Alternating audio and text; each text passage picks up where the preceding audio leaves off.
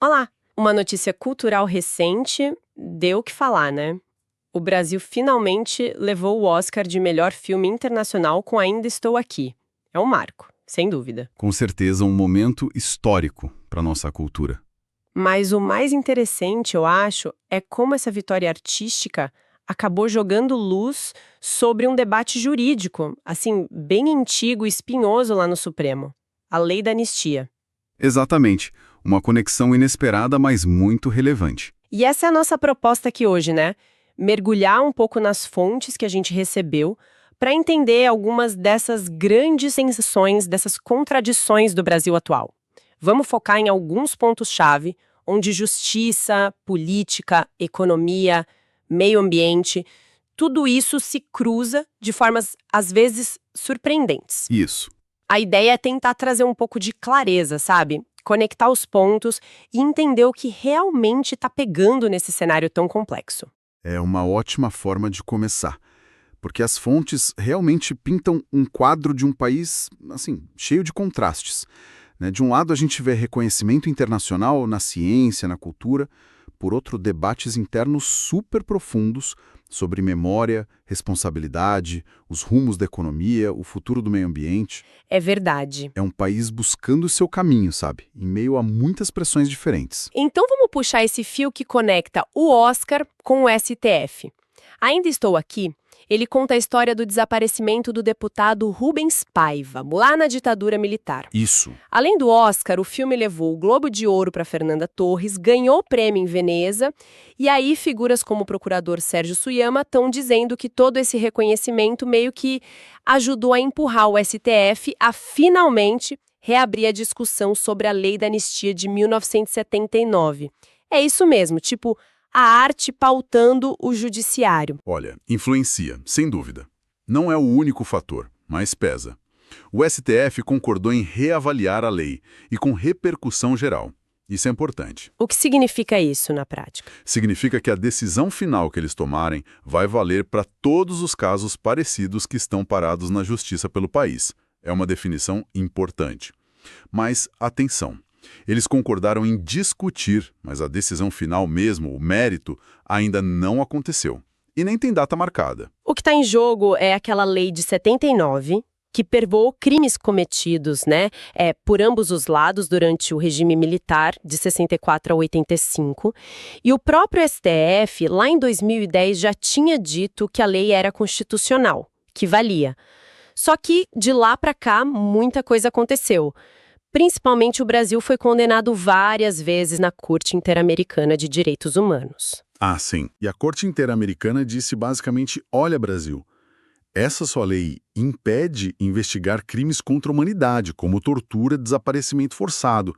E isso vai contra as convenções internacionais que vocês assinaram. Não pode.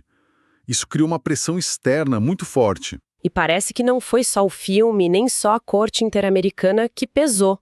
Li nas fontes que os atos de 8 de janeiro de 2023... Com certeza. E toda a discussão que veio depois sobre anistiar ou não os envolvidos, algo que aliados do ex-presidente Bolsonaro defendiam, também colocou mais lenha nessa fogueira da anistia. Exato. O professor Moreira Filho, lá da PUC do Rio Grande do Sul, ele vê uma conexão direta entre o filme e o 8 de janeiro.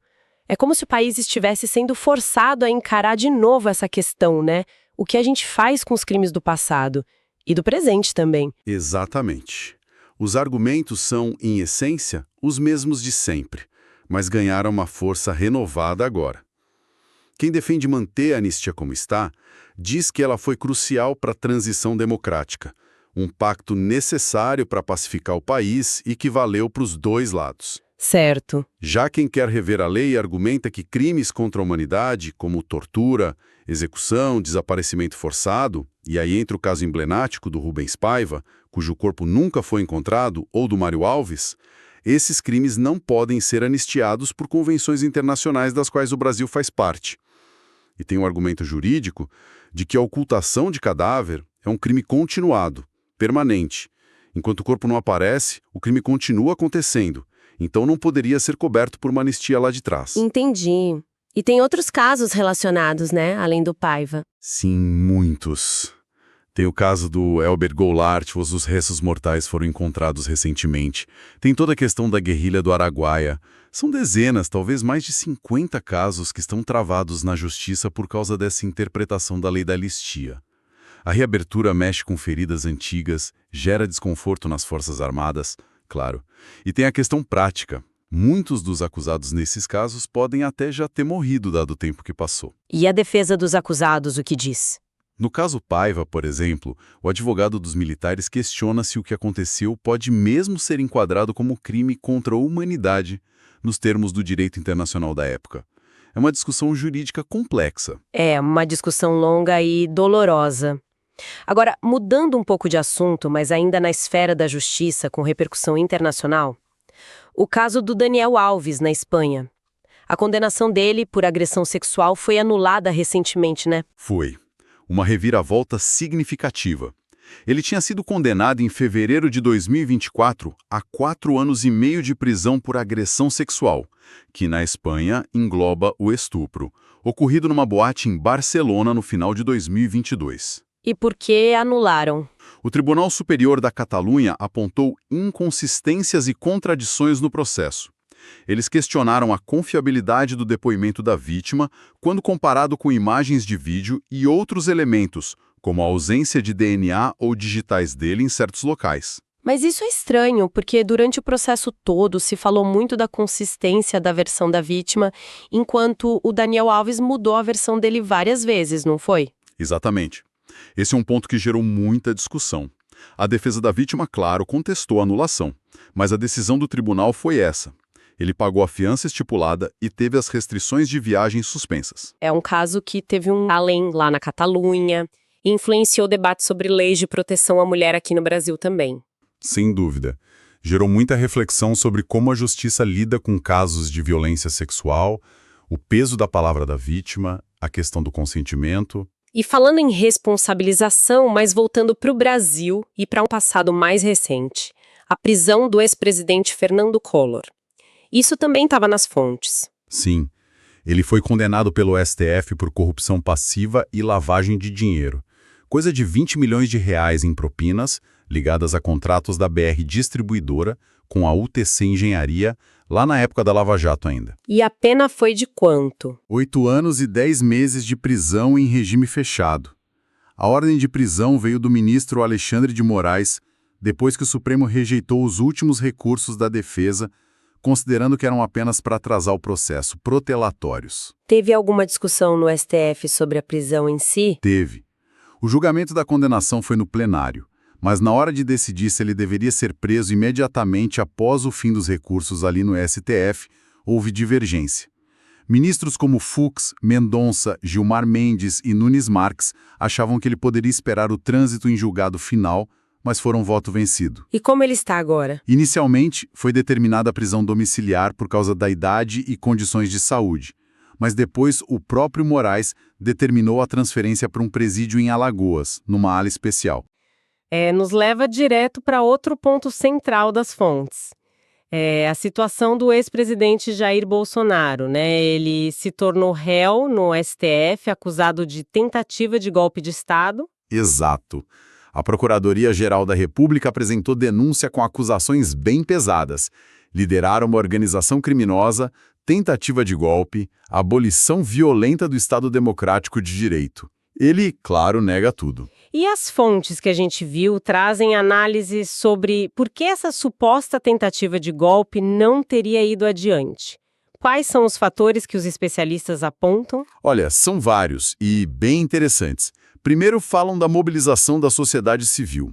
Diferente de 1964, quando os setores empresariais e da mídia apoiaram o golpe militar, em 2022 houve uma reação contrária forte, como aqueles manifestos da USP e da Fiesp. Lembro disso. Segundo, a pressão internacional. Os Estados Unidos, principalmente, deixaram claro que não apoiariam uma ruptura. O reconhecimento rápido da eleição do Lula pelo Biden, declarações de líderes europeus. Isso pesou.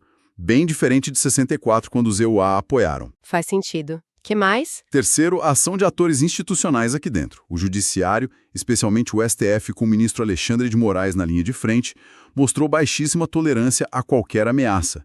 Embora alguns analistas, como o Avritzer, ponderem que o envolvimento de militares e até ministros no planejamento mostra uma certa vulnerabilidade institucional, né?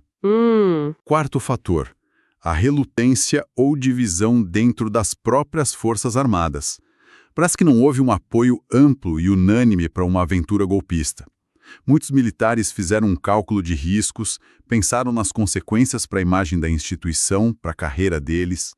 As falas do ex-comandante do Exército, Freire Gomes, que vieram a público, indicam bem isso. E o último fator?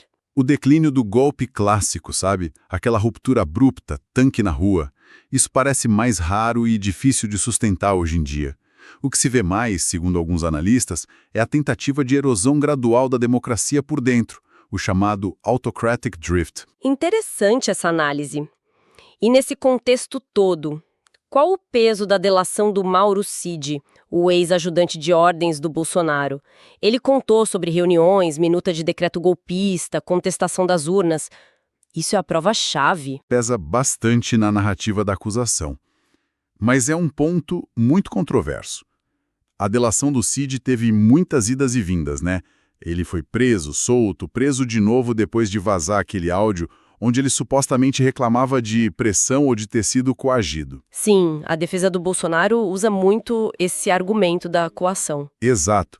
Juridicamente, o grande debate é: a palavra de um delator, especialmente nessas circunstâncias, é suficiente para condenar alguém ou ela precisa ser confirmada por outras provas independentes? Há juristas, como Díthero e Jaruzelski, que criticam muito a condução desses processos, a pressão sobre os delatores, a figura do juiz que investiga e julga. Outros defendem, né? Sim, outros, como o Bottini e o Nogueira, defendem a legalidade da atuação do STF, a validade da colaboração premiada como ferramenta de investigação.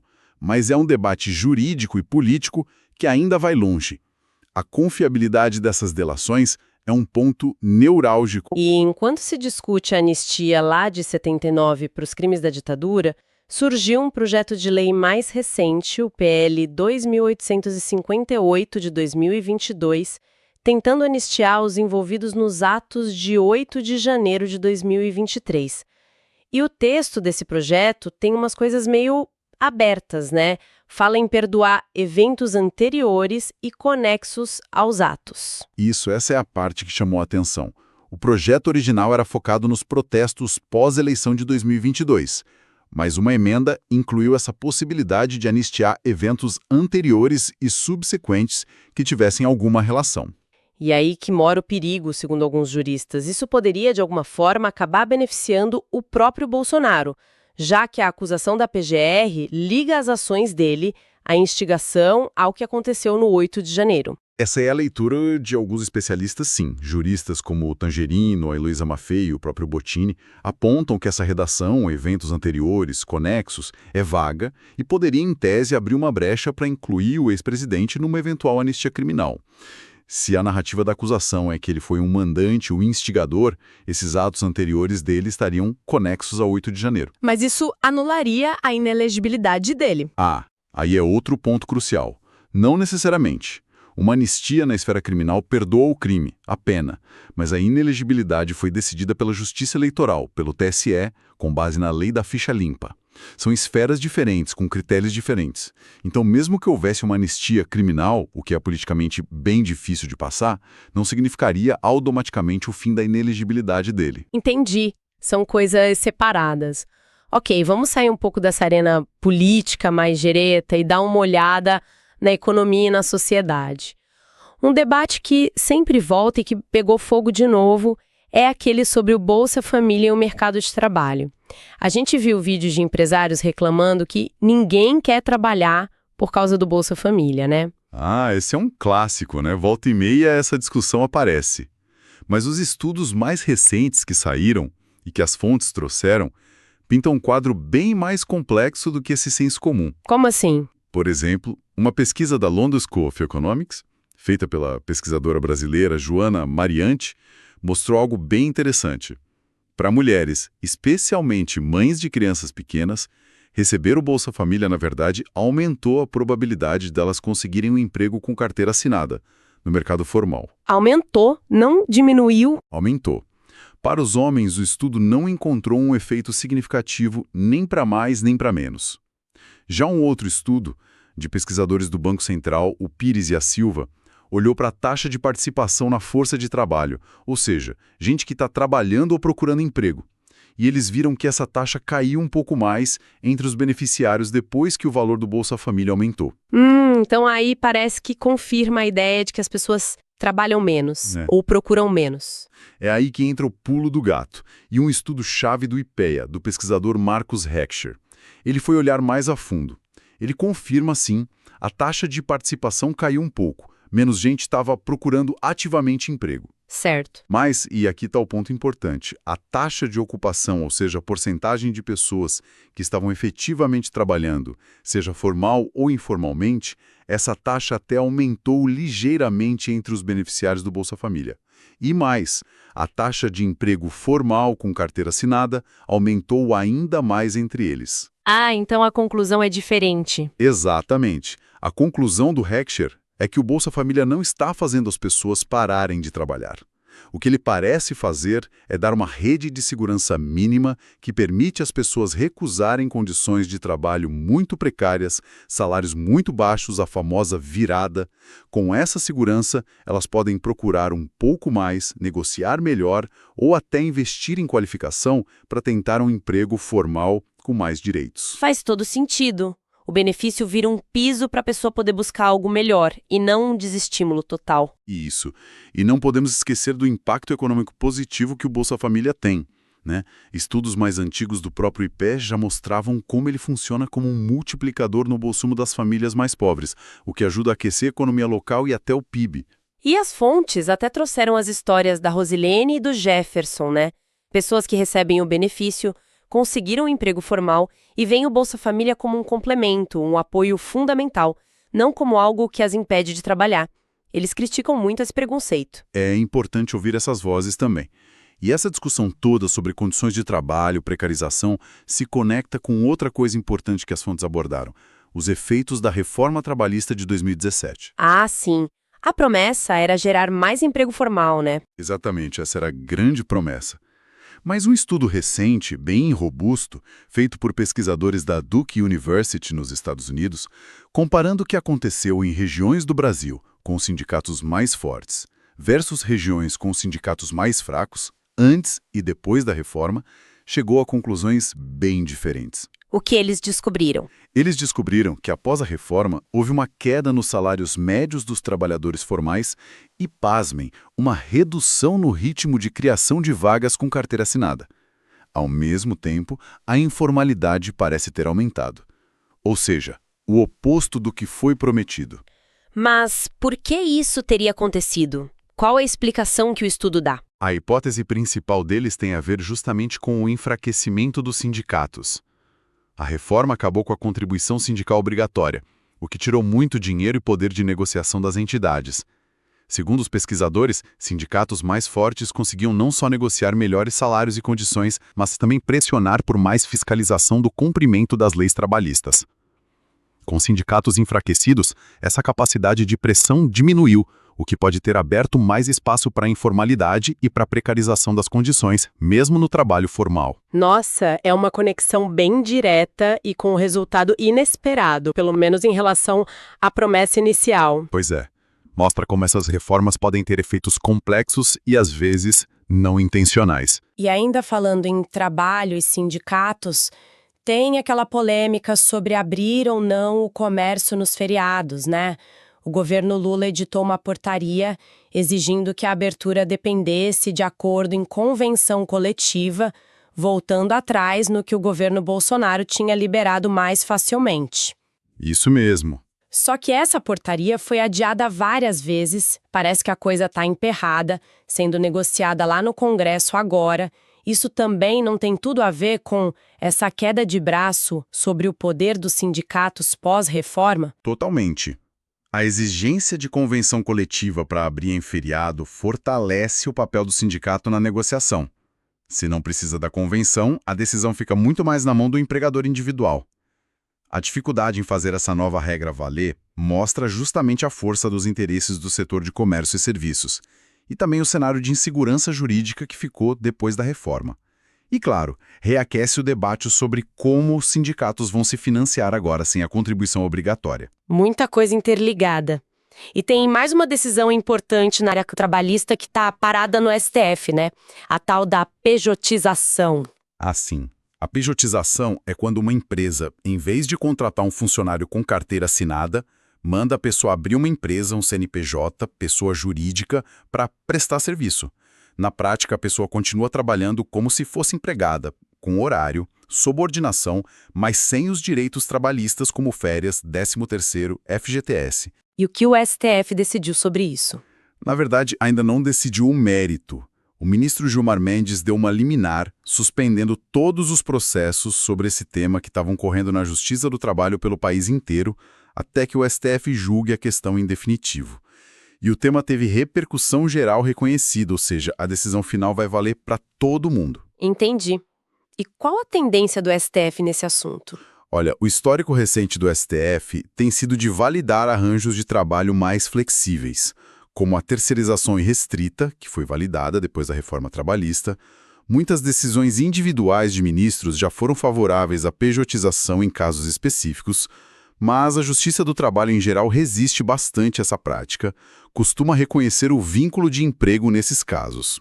Então essa decisão do Gilmar Mendes de suspender tudo foi para frear a Justiça do Trabalho? Basicamente sim, para evitar decisões conflitantes enquanto o STF não bate o martelo. Mas o impacto disso é enorme, né? Milhares de processos parados. E o futuro vai depender muito do que o STF decidir, provavelmente só lá para 2026. Se validarem a pejotização de forma ampla, isso pode acelerar muito essa tendência no mercado de trabalho. É mais um ponto de tensão.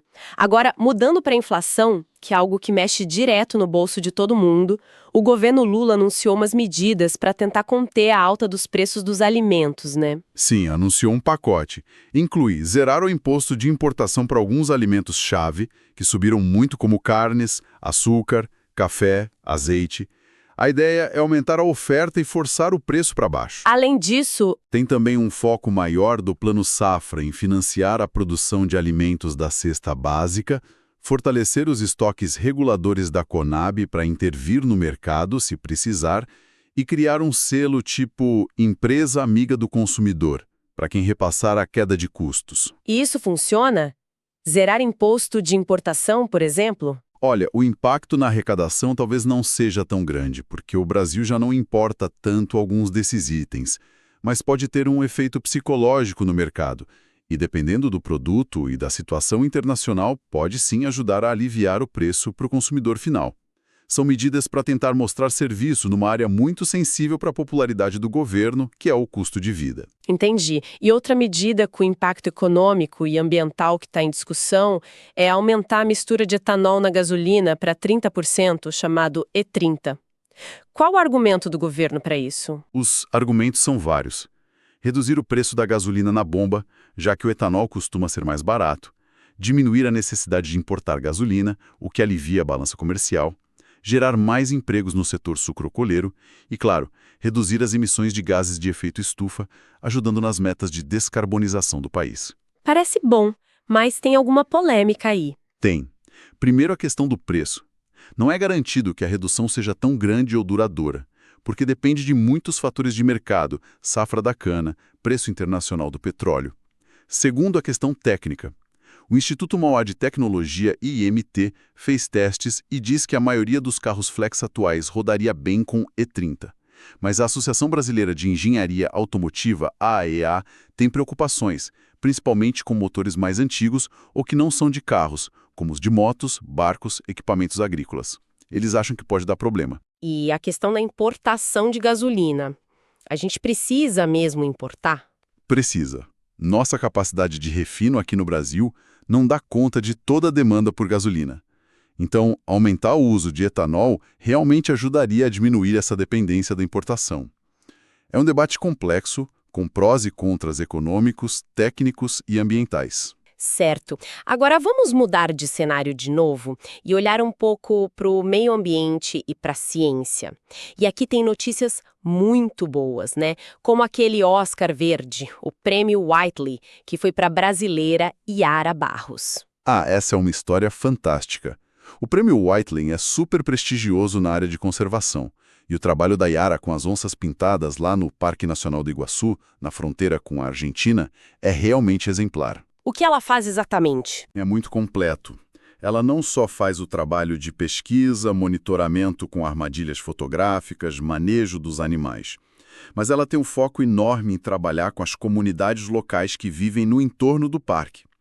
Ela conseguiu construir uma relação de confiança, mudar a percepção que as pessoas tinham da onça, que era vista só como ameaça para o gado. Como ela fez isso? Usando tecnologia como as Foxlights, que são luzes que piscam à noite e espantam as onças do rebanho, mas principalmente conversando, ouvindo, envolvendo as pessoas. Ela criou alternativas de renda como o grupo das crocheteiras da onça, que fazem artesanato inspirado na fauna local. É um trabalho que conecta a conservação da natureza com o bem-estar e o empoderamento das pessoas. E tem a colaboração com os argentinos do outro lado do rio, que é fundamental. Que incrível. E o prêmio reconheceu outros latino-americanos também, né? Sim, o Andrés Link da Colômbia, pelo trabalho com macacos-aranha, ajudando a tecer florestas, conectar fragmentos de mata, e o Federico Cacolires, da Argentina, que trabalha para salvar uma rã ameaçada de extinção, a rã de Valcheta, combatendo ameaças como a truta introduzida e o pisoteio do gado, usando até cães de guarda para proteger as lagoas. São exemplos inspiradores de conservação na nossa região. Maravilha! E não foi só esse prêmio importante para a ciência brasileira. Teve também o chamado Nobel da Agricultura, o Prêmio Mundial da Alimentação, que foi para outra brasileira, a Mariângela Hungria, pesquisadora da Embrapa. O trabalho dela é sobre o quê? O trabalho da Mariângela é simplesmente revolucionário para a agricultura tropical, especialmente para a soja. Ela é pioneira mundial no desenvolvimento e aplicação de inoculantes biológicos. Inoculantes biológicos? O que é isso? Basicamente, são produtos que contêm bactérias selecionadas, como as do gênero Rhizobium e Azospirillum. Essas bactérias vivem em simbiose com as raízes das plantas, principalmente leguminosas como a soja, e têm a capacidade incrível de capturar o nitrogênio que existe no ar, que a planta não consegue usar diretamente, e transformá-lo em uma forma que a planta consegue absorver para crescer. Ah, então substitui o fertilizante. Exatamente. Substitui em grande parte a necessidade de usar fertilizantes químicos nitrogenados, que são caros, dependem muito de importação, lembra da crise com a guerra na Ucrânia, e a produção e uso deles geram muitos gases de efeito estufa, além de poderem contaminar a água. Nossa, o impacto disso deve ser enorme. É gigantesco. As fontes falam numa economia de cerca de 25 bilhões de dólares por ano para o Brasil só com a redução do uso de fertilizantes na soja, graças a essa tecnologia que a Mariângela e a Embrapa desenvolveram e difundiram. E o impacto ambiental, em termos de emissões evitadas, também é brutal. Chamam isso de uma nova revolução verde, só que baseada na biologia, não na química. Que fantástico. Ciência brasileira de ponta, com reconhecimento e impacto global. Isso é muito animador. Com certeza. Mostra o potencial que a gente tem. Mas aí vem o contraste. Enquanto a gente celebra esses prêmios incríveis, as fontes também mostram um cenário ambiental interno muito, muito preocupante. A crise da dengue em São Paulo, por exemplo. Estado de emergência, concentrando 75% das mortes no país e com falta de vacinas. O contraste é gritante e doloroso. A situação da dengue em São Paulo e em outras partes do país expõe uma falha grave de saúde pública, que tem a ver com fatores ambientais, clima, urbanização desordenada, mas também com gestão. A vacina Qdenga, da Takeda, chegou, mas em quantidade muito limitada. O Ministério da Saúde definiu critérios de distribuição que deixaram muitas cidades, inclusive em São Paulo, sem doses no SUS. E na rede particular também está difícil achar. Tem outra vacina, né? A Dengvaxia. Tem, da Sanofi, mas ela é mais indicada para quem já teve dengue antes e tem limitações de idade, então não resolve o problema para todo mundo. A falta de vacina suficiente para uma epidemia desse tamanho é um problema sério. E além da dengue, tem a pressão enorme sobre as leis ambientais, que você já mencionou antes, aquela nova lei do licenciamento ambiental, o PL 2159. Pois é. Esse projeto, que já passou pela Câmara e está no Senado, é visto por ambientalistas como um retrocesso gigantesco. Eles chamam de a mãe de todas as boiadas. Por quê? O que ele muda de tão drástico? Ele cria muitas exceções e simplificações. Propõe uma licença ambiental única, muito mais rápida e com menos exigências para vários empreendimentos. Isenta de licenciamento diversas atividades agropecuárias consideradas de baixo impacto, mesmo em áreas sensíveis. Permite a licença por adesão e compromisso, que é basicamente uma autodeclaração do empreendedor. E, um ponto muito polêmico, enfraquece as regras de proteção para terras indígenas que ainda não foram oficialmente homologadas. E quem defende o projeto, o que diz? O setor ruralista e outros setores empresariais dizem que a legislação atual é muito burocrática, lenta e que essa nova lei vai destravar investimentos e o desenvolvimento do Brasil. Mas os críticos alertam que isso pode abrir a porta para desmatamento, contaminação e conflitos socioambientais, especialmente em áreas como a Amazônia, o Cerrado e a Mata Atlântica. Citam riscos específicos para projetos como a exploração de petróleo na Foz do Amazonas e a pavimentação da BR-319. E essa lei dividiu até o governo Lula, né? A gente viu a ministra Marina Silva, do Meio Ambiente, se posicionando contra, enquanto o ministro Carlos Fávaro, da Agricultura, era a favor. Exatamente. A votação na Câmara expôs uma fratura clara na base do governo e na visão de desenvolvimento para o país. Mostra a força que o agronegócio tem no Congresso. E essa tensão se conecta diretamente com outra pressão enorme que as fontes destacaram: a exploração de petróleo lá na Foz do Amazonas. O IBAMA negou a licença para a Petrobras perfurar lá, mas a pressão continua, inclusive do próprio presidente Lula. Sim, o presidente Lula tem defendido publicamente a necessidade de, pelo menos, pesquisar a área para saber se tem petróleo e gás ali. O argumento é que seria uma riqueza estratégica para o país e que os recursos poderiam até financiar a transição energética. Mas tem um cálculo político forte aí também, né? Com certeza. A exploração na Foz do Amazonas é uma bandeira importante para políticos da região norte, como o presidente do Senado, Davi Alcolumbre, do Amapá, que é um aliado importante para o governo no Congresso. Tem a ver com governabilidade, com a busca por recursos, talvez até pensando na eleição de 2026. A pressão sobre o IBAMA para reverter a decisão é enorme. Lembra um pouco a situação de Belo Monte, né? Um projeto polêmico, com muitos questionamentos ambientais, mas que foi tocado por interesses políticos e econômicos. E a ministra Marina Silva como fica nessa história toda? Ela é a ministra do Meio Ambiente. O IBAMA está subordinado a ela. Recentemente, ela foi alvo de ataques bem agressivos no Senado, não foi? Por causa dessa pauta ambiental. Foi um episódio lamentável e muito revelador durante uma audiência pública no Senado para discutir justamente a criação de unidades de conservação na margem equatorial, onde fica a Foz do Amazonas, e a questão da BR-319, que corta a floresta. Ela foi interrompida e atacada verbalmente por 2 senadores, o Plínio Valério e o Marcos Rogério. Que tipo de ataque? Falas consideradas machistas, desrespeitosas, coisas do tipo: eu respeito a mulher Marina Silva, mas não respeito a ministra, a senhora se ponha no seu lugar. Foi bem pesado.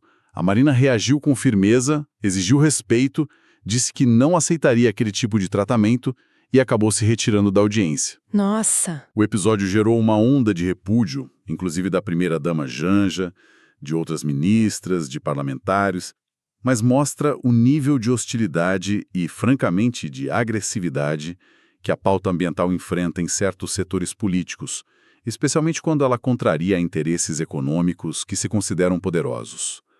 É o retrato dessa contradição que a gente está falando. Celebramos a ciência que protege a natureza, mas atacamos violentamente quem defende as políticas necessárias para isso. É realmente um quadro de tensões profundas. Agora, mudando um pouco o foco, mas ainda falando de sociedade e dados importantes.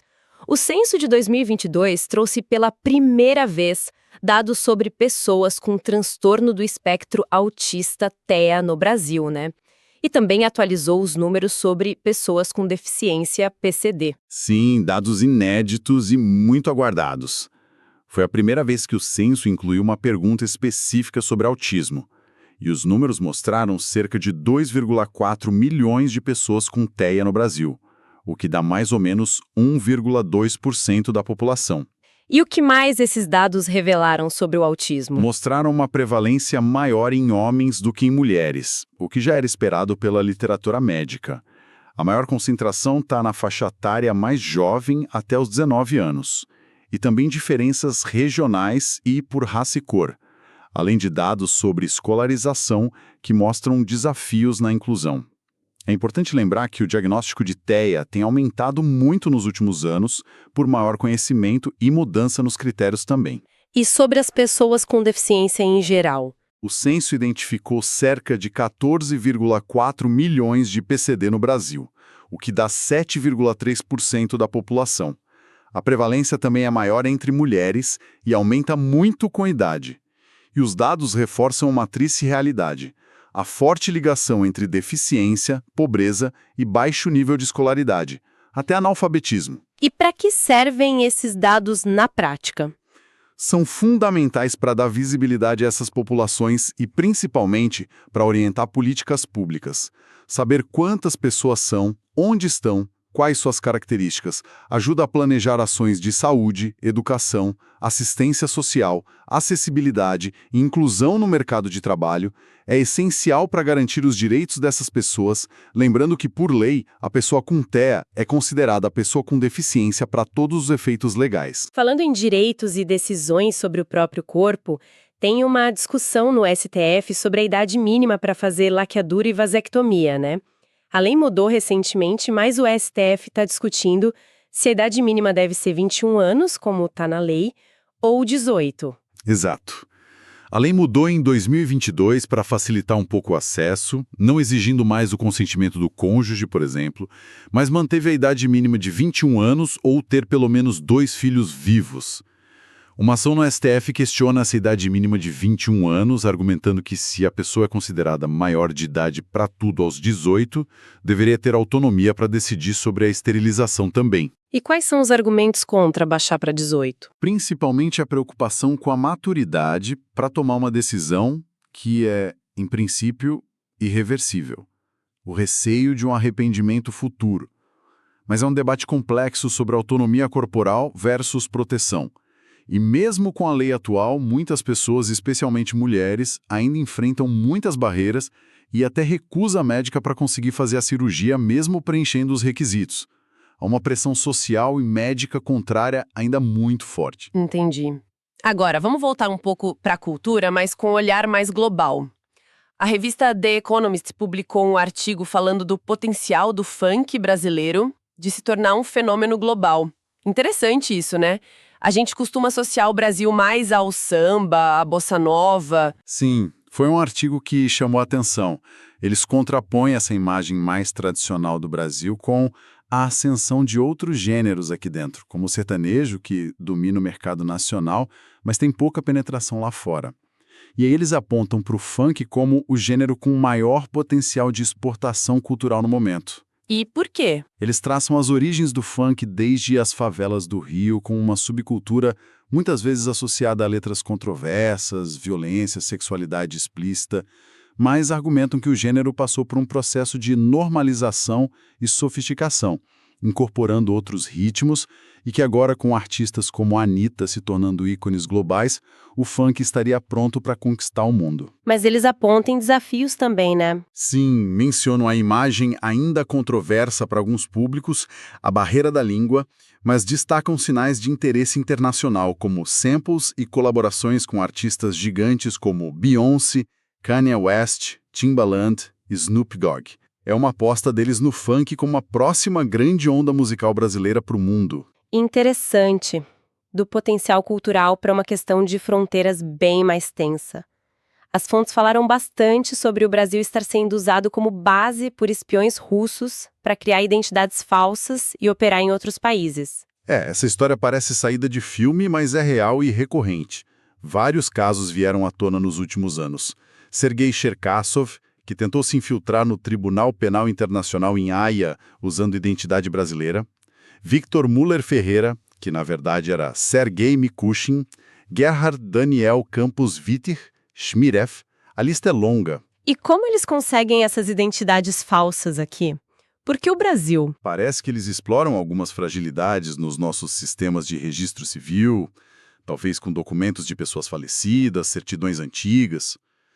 E o Brasil é atraente por alguns motivos. É um país grande, diverso etnicamente, o que facilita criar disfarces. Tem uma imagem de relativa neutralidade internacional e talvez nossas agências de contra-inteligência não fossem tão focadas nesse tipo de ameaça até recentemente. A Polícia Federal tem atuado, muitas vezes, em cooperação com agências de outros países para identificar e prender esses indivíduos. E falando em atividades ilícitas cruzando fronteiras, a questão do Hezbollah na tríplice fronteira Brasil, Argentina, Paraguai também voltou à tona. Os Estados Unidos ofereceram recompensa por informações financeiras sobre a rede deles ali. Sim, essa é uma acusação antiga que volta e meia reaparece. Os Estados Unidos e outros países acusam o Hezbollah de usar a tríplice fronteira para levantar fundos através de atividades lícitas e ilícitas, contrabando, lavagem de dinheiro e até para planejar ações. E o Brasil? O que as autoridades brasileiras dizem ou fazem? O Brasil oficialmente não classifica o Hezbollah como organização terrorista, mas a Polícia Federal já realizou operações que apontaram para atividades de financiamento e até planos de ataques ligados ao grupo aqui no país.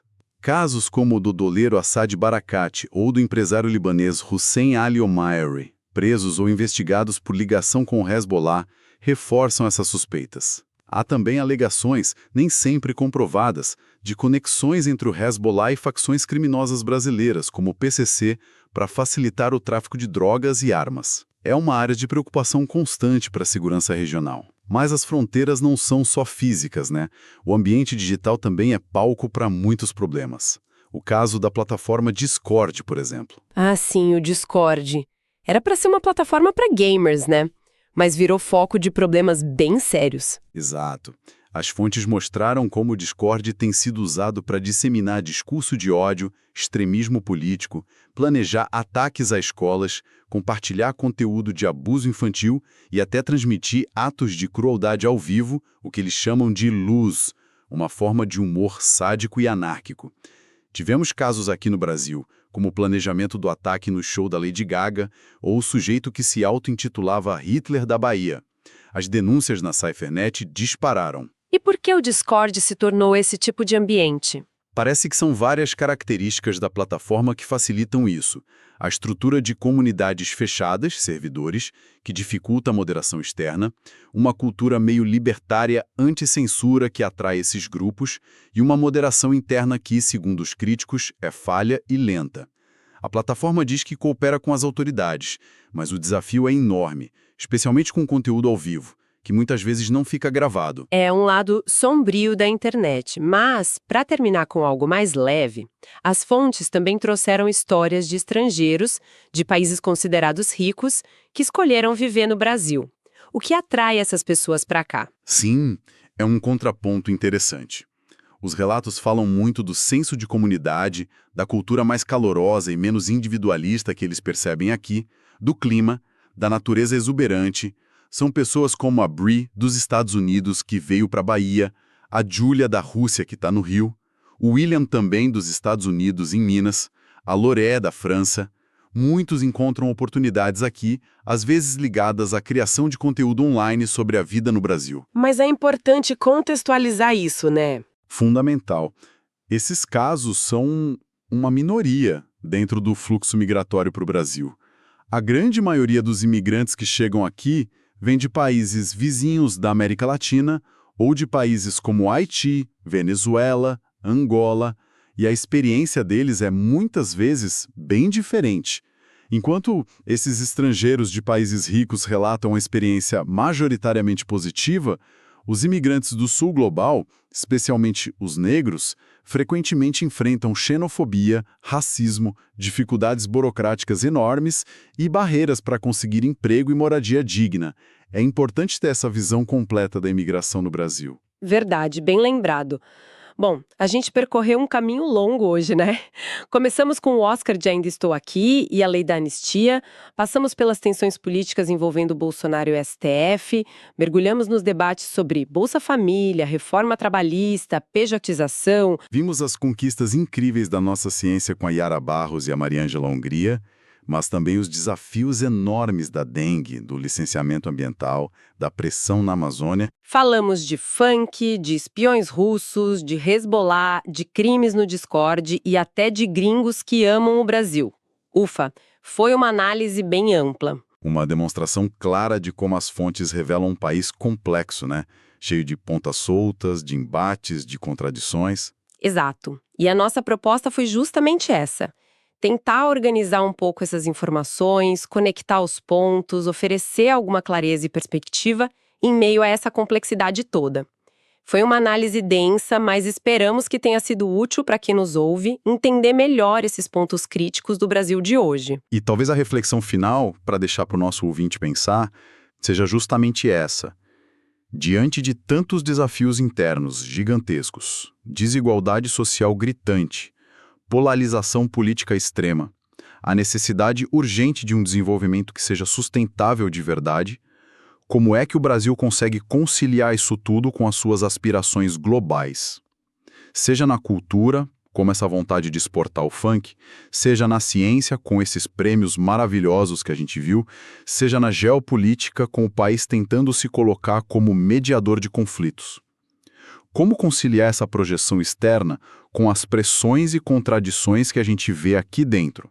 Tipo, a pressão para explorar a Amazônia versus a imagem de líder ambiental, ou a dificuldade de garantir acesso à justiça e direitos básicos para todo mundo aqui. Uma ótima pergunta para a gente continuar pensando. Como equilibrar o Brasil que a gente quer ser lá fora com o Brasil que a gente é aqui dentro? Essa equação, como você disse, parece longe de estar resolvida. Exato. Fica a reflexão. Agradecemos muito a atenção de todos e convidamos para a nossa próxima análise aprofundada das fontes que moldam o nosso mundo. Até lá!